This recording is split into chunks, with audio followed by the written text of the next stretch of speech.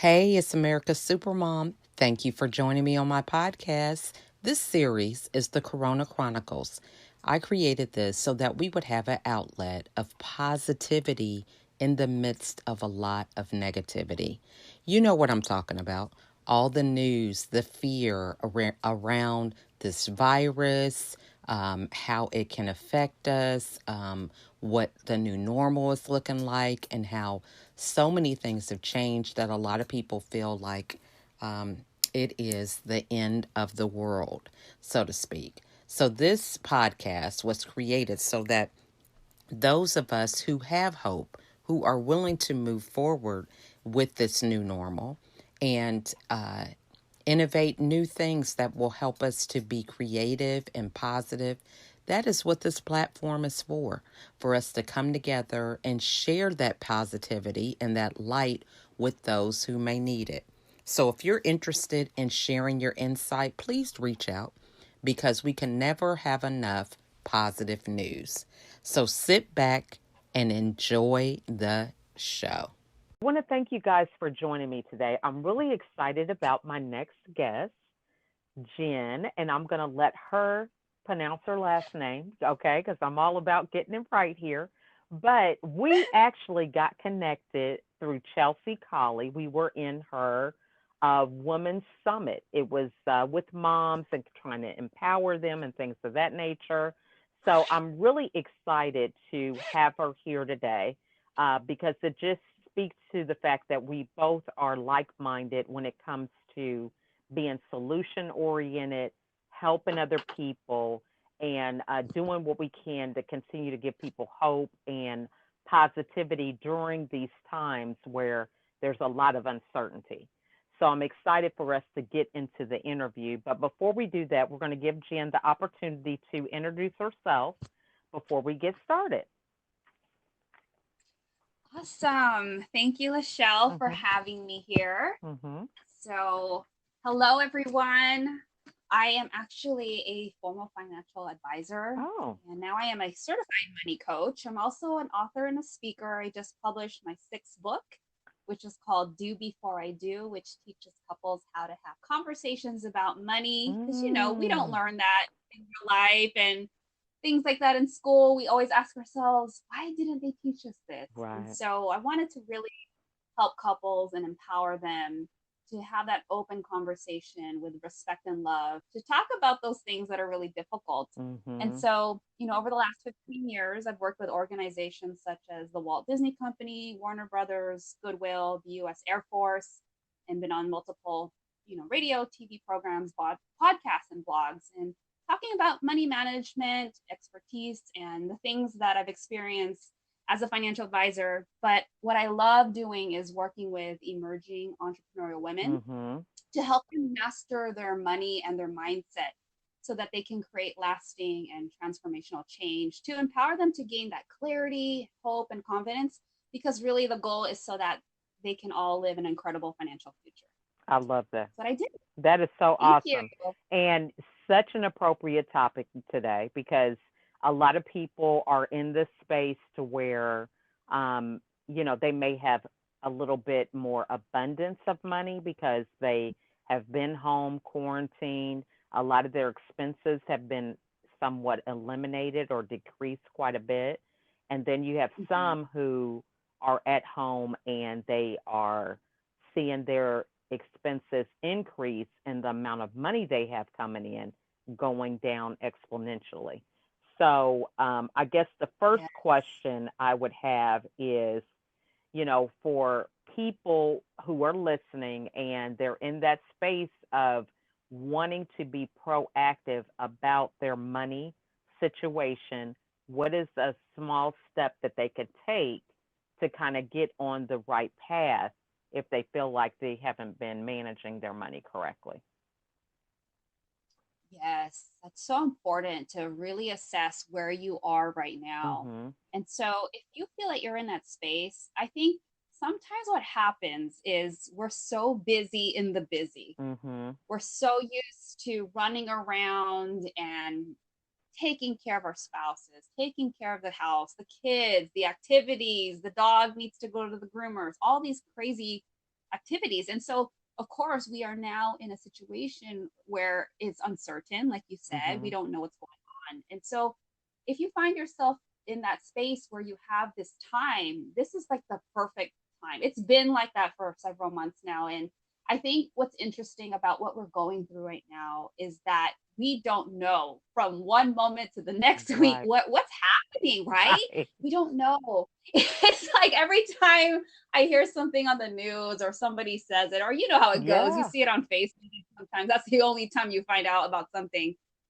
I think at the end of the day, you need to just stop and give this topic, this part of your life, the finances, the management of it, some time and really dedicate time to it and just take an assessment of where you're at Mm-hmm. and ask yourself, if I don't feel like I'm moving in the right place, if I'm not in the right space of what I'm supposed to be doing with my money, this is a great time to stop and take a look at, okay, have I just been running around thinking that, oh, well, I kind of, I do my 401k and, the bills are kind of paid, but that's the problem. That's the challenge is that you're not really sure. You're doing something, Mm. but it's not intentional. It's kind of haphazard and a potpourri of things. And so what my goal is to help people is to get to a place where you're solid. You know where you're Mm. heading. It's not like, I'm sort of doing stuff. You know that feeling. It's like you don't want to be like, I think I'm doing okay. It needs to be Right. I'm on track, right? So Right. there's a big difference in the energy. Am I on track? Or I think I'm doing okay. We don't want to think we're doing okay. We don't want to, nobody wants to just do okay, especially Right. in the future. And so this is the perfect time to take inventory. I think that's the first step you need to do. Mm-hmm. What do I mean by that? Because everybody's situation is different, things have impacted people differently. You need to see how much money is coming in. Can you Mm-hmm. project that? Okay, I'm getting unemployment here, I'm furloughed, I have some money coming here, or I have some emergency fund left, or I don't have anything left.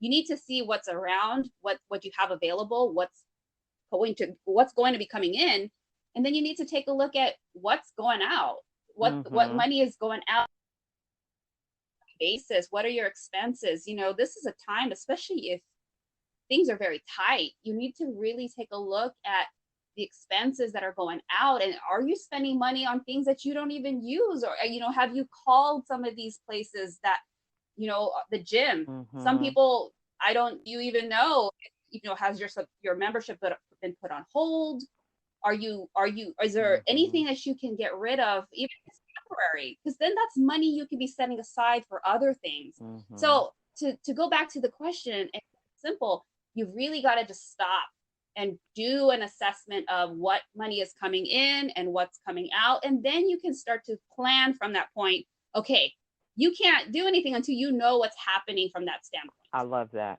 And I think one of the things that comes up for me is the mindset that when we're going to the expenses and thinking about what we have going out, really wrapping our head around what is a need versus a want. Because some people are like, oh, Yes. I need this, I need that. So, walk some of us through that process of really kind of figuring out, the difference between the needs and the wants. Absolutely. That's such a great Mhm. point. And so, everybody again is in a different Mhm. situation. So if you find yourself where things are really tight, you are hanging on by a Mhm. thread. Okay, so this is it's going to vary. If you are in that side of the spectrum where things are very tight and priority obviously is taking care of your family, feeding them, getting food and keeping utilities on, the budget is going to be very, very tight. And so when you're in that position, you really need to, you need to really hunker down and pay what the necessities are, which is Mhm. food, Mhm. insurance. You have to keep your insurance Mhm. up, really health and life insurance, those premiums, those are Mhm. needs.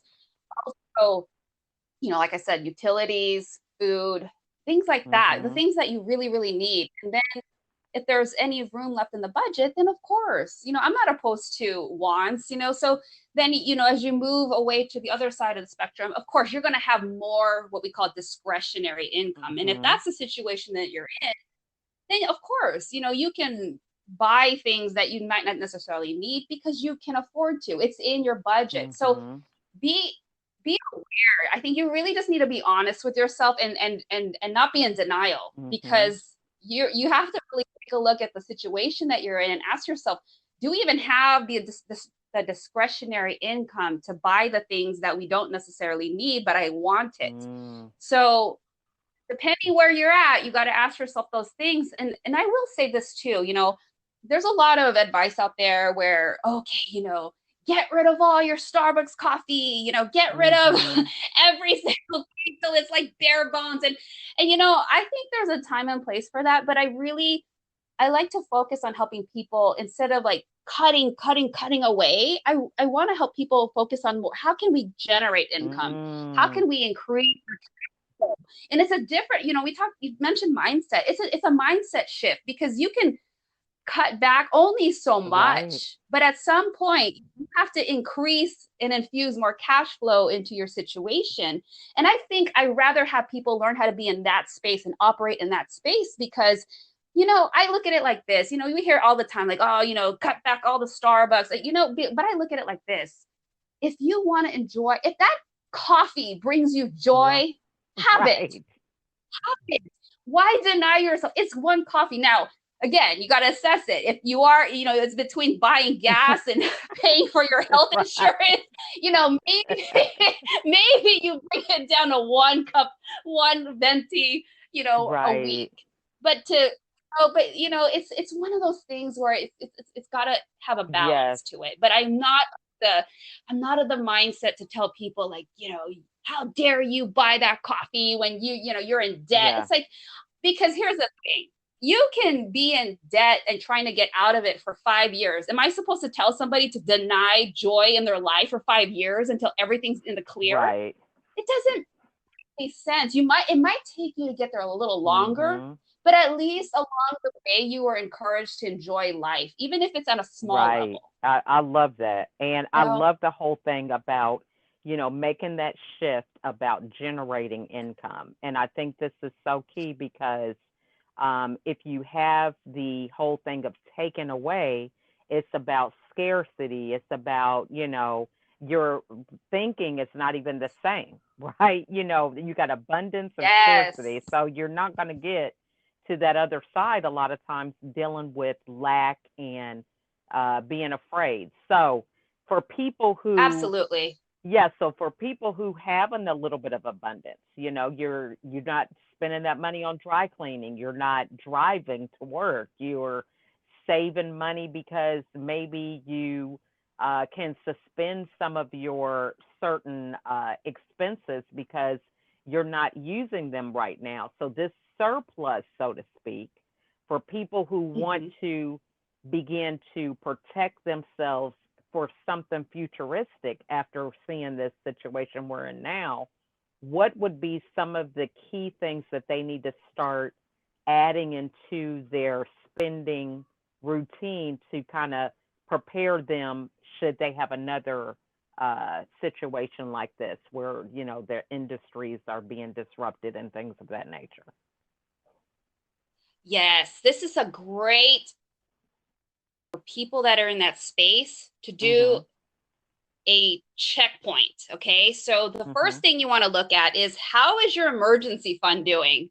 This is a Mhm. perfect time to replenish that. If that was something that you had, you might have been in a situation where you had to dip into that because there was expenses that came up, maybe certain income wasn't coming in anymore. But this is a great time to beef that emergency fund back up, because look at how it was, even 4 months ago when COVID Mhm. started, how many people there were completely thrown off. And there was a statistic that said a lot of people couldn't even afford a $400 emergency if it were to come. Right. And we very well know this fifth month that we're going into, my gosh, nobody anticipated this. Even you remember when we were hearing, oh, Easter, we'll be Right. back out there. Look at this. We're in July. So Yeah. that is the purpose of an emergency fund, where, recommended 3 to 6. If you have a surplus of money that's being put aside that you're not spending, this is a great time to beef up that emergency fund because we don't know what's happening. You don't know when the next emergency is going to happen. And I'm not saying it's going to be another pandemic or another Mm-hmm. financial crash, but it could even be as simple as like, my gosh, we got to replace the brakes. Right. It could be things like that. Oh, we need to get a new water heater. Mm-hmm. It could be anything. So the point is to beef up the emergency fund and make sure you're prepared for the next emergency that will happen. Not if it happens, it's when it happens. The other Absolutely. thing that if you, yeah, right. Mm-hmm. And then the other thing I would say was that's very important is like check your retirement accounts. Mm-hmm. Check if you're contributing. Just because we do hear people in a dire situation, it doesn't mean that other people aren't thriving. Right. And so there is still opportunity to invest. There's still opportunity to partake in those things. And so this is great for you to do a review. Check Mm-hmm. to see if your financial goals are still in alignment. Check to see your contributions. It's kind of like the perfect time to be doing this house cleaning and checking to see where you're at and what you're doing. So if you have extra funds, you might want to consider investing, especially when the market went down. That was a cheap time to buy. It's a very Mm-hmm. interesting dynamic because a lot of people see the fear, and this is why I told clients in the past, do not watch the news. Right. You're gonna get freaked out, right? And I had to remind people when the market goes down and you're seeing all this fear and panic happening in the news, you have to look at it like this. That means that everything is on sale. Right. Shares are cheap. It's Mm-hmm. not the other way around. This is like the time to like, it's on sale, put more money. You can buy things Mm-hmm. for very cheap in terms of the shares. And so look at your retirement accounts. And the other thing too I would say is, if this one is, I think, the most important, if anything, are you insured?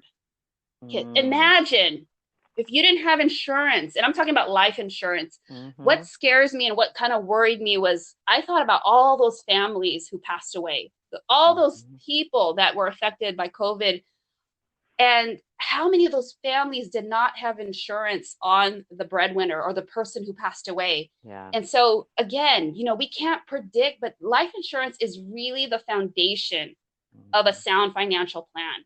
And if you Mm-hmm. don't have that in place, it doesn't matter if you got $100 in your Roth IRA. Right. It doesn't matter that you have $3,000 in your 401k plan. That does not compare to having an insurance policy in place if, God forbid, anything happened Mm-hmm. to that person that died in your family, because that's what it's for. You Mm-hmm. don't know when that's going to happen. And so I think, what really pains me when I see this online is when people put the GoFundMe Mm-hmm. page because somebody passed away, or when I see bake sales, Mm-hmm. or when I see car washes. I'm like, that is not a financial plan. Mm-hmm. Take your money that you are able to save because you aren't driving anymore, or there's things that are closed, you can't spend your money there anymore. Put it back to you, invest it back into you, and Mm-hmm. protect your family, protect your legacy, so that your loved ones are okay if something should happen. Mm-hmm. So I would say, just to recap, check to see your retirement accounts. Check to see how your if you have insurance in place. Mm-hmm. Check to see if your emergency fund needs to be replenished. Mm-hmm. So I would say that those are like the big three to take a look at if you are in a situation where there is extra money laying around. Mm-hmm. That's good. I really think those are some great tips. And, so I guess this next thing is dealing with the mindset because, when Mm-hmm. you're dealing with financial planning, a lot of it is the marathon rather than the sprint, and the Mm. mindset of working and not having that immediate gratification. So what advice would you give people to make that transition? What are some things they should ask themselves or certain practices they could do to kind of begin to make that shift? I think when it comes to understanding how to manage our personal finances, I think it's really important to start immersing yourself into financial literacy and Mhm. concepts. Now, I'm not asking you all to become advisors and take insurance tests and become a certified financial planner. I'm not saying that, but you know what? Be mindful. Mhm. Be mindful of the information that you're taking. into your brain? Are you engaging in maybe a podcast about personal finance? Are you subscribed to certain newsletters? Are you subscribed or following certain accounts online? Because I mean, I'm on social media a lot, and sometimes I see some of the stuff that people follow. Please don't tell me you don't got time to learn. Right. I see the stuff people are sharing, cat videos and all kinds of weirdness, and oh, I ate this hamburger, and that's all fun and everything. And I'm not saying don't do that, but I'm also saying that you are demonstrating to me that you do have the capability to absorb that information and the time Right. to engage in that stuff. So I think one of the things that's so important is to at least become aware, start becoming educated about your money. This is not something that, it'll just figure itself out. I think it's very important that we start becoming more educated and aware, and not asking people to become experts, but start understanding it a little bit more, and become educated and engaged in what it's your money. My goodness, you think about how many hours of work did it take for you to earn that money. And so it's so important for you to understand what's going on. And you were talking about the immediate gratification. I know it's hard, and this is why, going back to what we were talking about in the beginning, I think that's why it's important that you have this balance. So you're working hard, you're putting away money for the future, but this is why it's also important, celebrate some milestones along the way. Have some short-term goals, some mid-term goals, and some long-term goals. So obviously, your long-term goals are going to be things that are like 5 to 20, 30 years down the road. So that's future, maybe retirement.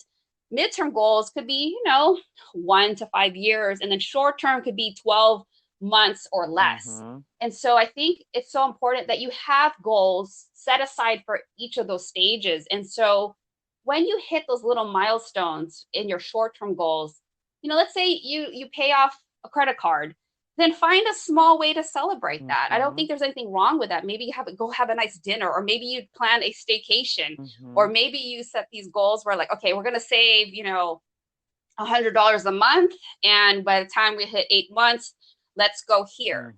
Because I think if you are allowing yourself to enjoy those things along the way, you don't fall into this place and this mindset of like, oh my gosh, I'm not enjoying this, because now it becomes like this yucky feeling of like, I'm not enjoying my money. I'm working hard and I'm not even seeing anything from it, because I have had those conversations with so many people in appointments and over the years, where they're like, I'm working so hard for this, I'm not enjoying it. And this is why I keep saying, I really believe in having that balance, because I do not subscribe to the idea that you need to deprive yourself from enjoying these little things. And I get it, because some of us are in debt. Some of us are struggling. Some of us are still fixing problems, but I don't want to give the advice that, well, wait 10 years till every single credit card is paid off, and then you can go have a nice latte. Come on, right? Like, who's going to do that? It's like, no wonder people want to give up. No wonder people don't want to run that marathon. So I think it's so important for you all to remember, celebrate those wins. And it doesn't have to be big. It could be small. I think it's so important for you to allow yourself to enjoy that, because then it's going to be more sustainable. You're going to be more excited to stay on track with those midterm, long-term goals, because you're allowing yourself to enjoy little wins and milestones along the way, versus like, okay, think about it. I mean, it's like, goodness, who's going to want to wait 10, 15 years so you can say, yay, now we can go eat out a nice dinner. So that's what I would say in terms of like how you can approach it. Be reasonable. Obviously, you have to set some other goals in order to spend the money, whatever it is that you're going to reward yourselves with. But if you can have that balance between rewarding yourself along the way, as well as focusing on those long-term goals, I think you're going to be able to create a winning combination for you to be long-lasting in hitting those goals, and not falling off the wagon. So true. I mean, and that is some great advice. I mean, I think that is definitely true, because, that's like you having your kids thinking that they, are going to live a life dessert free for 10 years before they get a cookie or something, So that is just perfect analogy. Yes. I love that. So what is the best way for the audience to get a hold of you? Yes, you can reach me easily on social Mm-hmm. media if you just put in at Jen Money Mm-hmm. Coach, just Jen, one N. I'm on Instagram, Facebook. You can even reach my site, jenmoneycoach.com, Okay. and you will find me. All right. And then any final words that you want to share with everybody? Yes, I know that some of us are in a place where we're frustrated, we're tired, we're over it. And some of us are also dwelling on, oh my gosh, I've made so many mistakes. This is what I run into a lot. And I've been in that space. Mm-hmm. And I know it's frustrating and I know it's painful and it's just maddening sometimes. But I want to encourage you that you are human. Mm-hmm. And I want to encourage you to have forgiveness. I call it financial forgiveness, Mm. and we all make those mistakes. And I think it's important to know where we came from. I think it's important to know what we did. But it's also important for you to release that and let that go so that you can move forward without guilt and shame Mm-hmm. in order for you to make better decisions moving forward. And just tell yourself, I did the best I could with what I knew at that time. Right. And that's not me anymore. I am not defined by my past. I'm not defined by the poor decisions I made.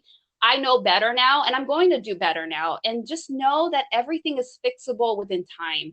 So Mm. I just want to encourage you all that if that's a place that you're in right now, just know that this is not the end of the world, because I know that sometimes we look at our mistakes and the situation that we're in right now, but it does not define you. So I want to encourage you to know that you are going to do better. If you really want to do better, you can. It's so possible.